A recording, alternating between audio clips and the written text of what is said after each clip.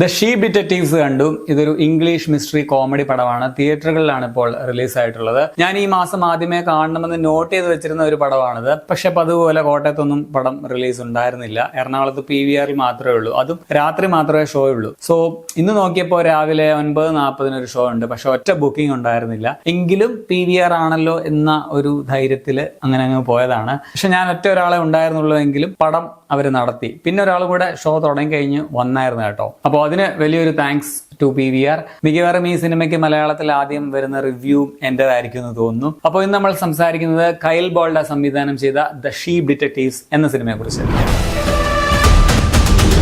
കുറേയധികം ആടുകൾ ചേർന്ന് തങ്ങളുടെ ഉടമസ്ഥനെ കൊന്നത് ആരാണെന്ന് അന്വേഷിക്കുന്നതാണ് ഈ പടത്തിന്റെ കഥയെന്ന് പറയാം. ഈ ഒരു സിമ്പിൾ പ്ലോട്ട് മാത്രം കേട്ടാണ് എനിക്കിത് ഭയങ്കര ഇൻട്രസ്റ്റിംഗ് ആയിട്ട് തോന്നിയത്.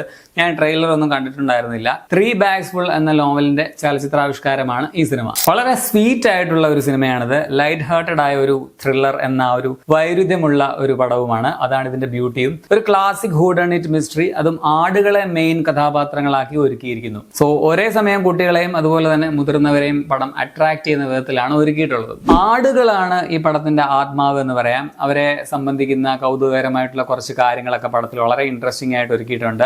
ആടുകൾക്കിടയിൽ കുറച്ച് അന്ധവിശ്വാസങ്ങൾ ഉണ്ടെന്ന് പറയാം. അങ്ങനെ ചിലത് കാണിക്കുന്നുണ്ട്. മേഘമായിട്ട് മാറുന്നു, പുല്ലില്ലാത്ത ഭാഗങ്ങളിലൊക്കെ ഡേഞ്ചറസ് ആണ്. ഇങ്ങനെ കുറച്ച് അവരുടെ വിശ്വാസങ്ങളൊക്കെ വെച്ചിട്ട് കഥയിൽ വളരെ സ്ട്രോങ് ആയിട്ടുള്ള ഒരു ഇമോഷണൽ കണക്ഷൻ ഇവർക്ക് ഉണ്ടാക്കാൻ പറ്റിയിട്ടുണ്ട്. ദൈവം ആട്ടിടയനാണ്, എന്നാൽ ആടുമാണ്. അതുപോലെ ആടുകളുടെ ഗ്രൂപ്പിലെ ഔട്ട്കാസ്റ്റ് ആയ വിന്റർ ലാമ്പ്, അനാവശ്യമായിട്ടുള്ള ഓർമ്മകളൊക്കെ എണ്ണി മറക്കുന്നത്, അങ്ങനെ കുറെ സീരിയസ് ആയിട്ടുള്ള കാര്യങ്ങളും ലൈറ്റ് ആയിട്ട് പറയുന്നതും മികച്ചതായിട്ട് തന്നെ തോന്നി. അതുപോലെ ഒരു ഇൻവെസ്റ്റിഗേഷൻ എങ്ങനെ ഓർഡറിൽ ചെയ്യാം, ആടിന് കൊടുക്കുന്ന മരുന്നിന്റെ കളർ വെച്ചിട്ടുള്ള ബ്രില്യൻസ് ഒക്കെയും കൊള്ളാമായിരുന്നു. ഇതിൽ ഓരോ ആടുകൾക്കും പ്രത്യേകതയുണ്ട്, വ്യക്തിത്വവുമുണ്ട്. വോയിസ് ഓവർ കൊടുത്തേക്കുന്നതും എല്ലാവർക്കും പെർഫെക്റ്റ് ആയിരുന്നു. ഫാന്റസി കഥയാണ് എങ്കിൽ പോലും ഒരു വിശ്വാസ്യത അതിൽ വരുന്നത് ഈ വോയിസ് കൊടുത്തിരിക്കുന്നത് പെർഫെക്റ്റ് ആയിരിക്കുന്നതുകൊണ്ട് കൂടിയാണ്. ആട്ടിൻകൂട്ടത്തിനെ ലീഡ് ചെയ്യുന്നത് ലില്ലി എന്നൊരു ആട് ക്യാരക്ടറാണ്. ആടുകളിൽ ഏറ്റവും ഇന്റലിജന്റ് ആയിട്ടുള്ള ആട് എന്ന് പുള്ളിക്കാരി തന്നെ വിശേഷിപ്പിക്കുന്ന ഒരാളാണ്. ജൂലിയ ലൂയി ഡെയ്ഫ്രസ് ആണ് പുള്ളിക്കാരിക്ക് ഡബ് ചെയ്തിരിക്കുന്നത്. നൈസ് ആൻഡ് ഇൻട്രസ്റ്റിംഗ് ആയിട്ടുള്ള ഒരു ആട് കഥാപാത്രമാണ്. കംഫർട്ട് സോണിൽ നിന്നും പുറത്തേക്ക് വരുന്ന ആ ഒരു സീൻ, ലില്ലിയുടെ ബാക്ക് സ്റ്റോറി, ഇതൊക്കെയും കഥയ്ക്ക് ഒരു ഇമോഷണൽ ടച്ച്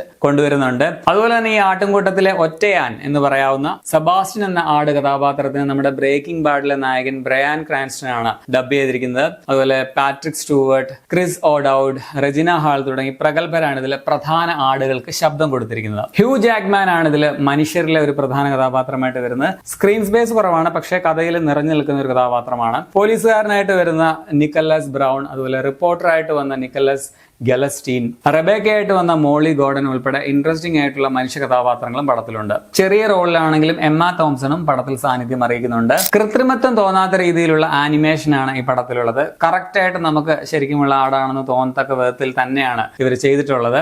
ലിപ്സിംഗും നൈസ് ആയിരുന്നു. അതുപോലെ തന്നെ ഇതിന്റെ camera, editing, background score, production design ഒക്കെ കൊള്ളാമായിരുന്നു. സോ പടം ടെക്നിക്കലിയും നൈസ് ആണ്. കുട്ടികൾക്കുള്ള പടമാണെന്ന് കരുതി മിക്കവാറും ആൾക്കാർ ഈ സിനിമ മനഃപൂർവ്വം ഒഴിവാക്കിയതാണ് എനിക്ക് തോന്നുന്നു. അതുകൊണ്ടാവാം തിയേറ്ററിൽ ആളില്ലാത്തത്. അതിനാണ് ഈ പടത്തിന്റെ ഒരു നെഗറ്റീവ് വന്നത് എന്ന് എനിക്ക് തോന്നുന്നു. അത് മാത്രമല്ല, എനിക്ക് തോന്നുന്നു OTT റിലീസ് ആയി കഴിയുമ്പോൾ ഇപ്പൊ മലയാളത്തിലോ തമിഴിലോ ഒക്കെ ഇതിന്റെ ഒരു ഡബ്ബിംഗ് വേർഷൻ കൂടി വരികയാണെങ്കിൽ പിള്ളേർക്കാണെങ്കിലും കുറച്ച് നന്നായിട്ട് എൻജോയ് ചെയ്ത് കാണാൻ പറ്റും എന്ന്. അങ്ങനെ വന്നാൽ രസമായിരിക്കും. കാരണം ഈ ആടുകൾ സംസാരിക്കുന്നതായിട്ടൊക്കെ ഉള്ളതുകൊണ്ട് ഏത് ഭാഷയായാലും ലിപ്സിംഗില് അങ്ങനെ വലിയ പ്രശ്നമൊന്നും വരാൻ പോകുന്നില്ല. സോ മൊത്തത്തിൽ ഒരു നല്ല light hearted comedy mystery thriller സിനിമയാണ് ദ ഷീ ഡിറ്റക്റ്റീവ്സ്. എനിക്ക് പേഴ്സണലി വർക്കായിട്ടുള്ള ഒരു പടമാണ്. കുട്ടികൾക്ക് ഇഷ്ടമാകും, അതുപോലെ മുതിർന്നവർക്കും പറ്റുന്ന ഒരു പടമായിട്ടാണ് എനിക്ക് തോന്നുന്നത്. പടം തിയേറ്ററിൽ നിങ്ങൾക്ക് ഇപ്പോൾ കാണാൻ പറ്റും. പക്ഷേ ഞാൻ പറഞ്ഞില്ലേ, PVR-ലൊക്കെ മാത്രമേ പടം ഓടുന്നുള്ളൂ. 1 മണിക്കൂർ 56 മിനിറ്റ് ആണ് സിനിമയുടെ റൺ ടൈം. അപ്പൊ നിങ്ങൾ ഈ പടം കണ്ടുള്ളവരാണെങ്കിൽ നിങ്ങളുടെ അഭിപ്രായം കമന്റിൽ രേഖപ്പെടുത്തുമല്ലോ. ശരി എന്നാ. സോ മൊത്തത്തിൽ വളരെ നല്ല